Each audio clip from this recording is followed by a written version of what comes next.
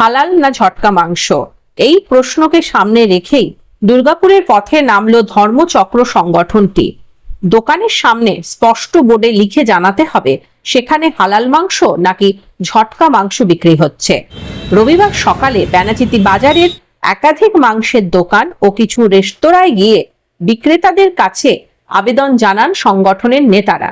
সংগঠনের দাবি, ক্রেতাদের জানার অধিকার রয়েছে তারা কোন মাংস কিনছেন। বোর্ড থাকলে সাধারণ মানুষ নিজেদের বিশ্বাস ও পছন্দ অনুযায়ী সিদ্ধান্ত নিতে পারবেন। এই ঘটনাকে ঘিরে চর্চা শুরু হয়েছে দুর্গাপুরে। হালাল দোকানগুলো ম্যাক্সিমাম লেখা থাকে না, ঝটকাগুলো তো লেখা থাকে, মানুষ কিনছে সেটা যেন বোঝে।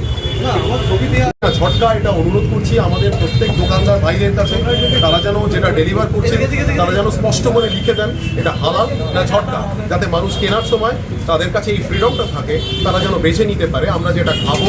কারণ খাদ্যাভ্যাস মানুষের আলাদা, হিন্দুর আলাদা, মুসলমানের আলাদা, তারা যেন ওটা বেছে নিতে পারে।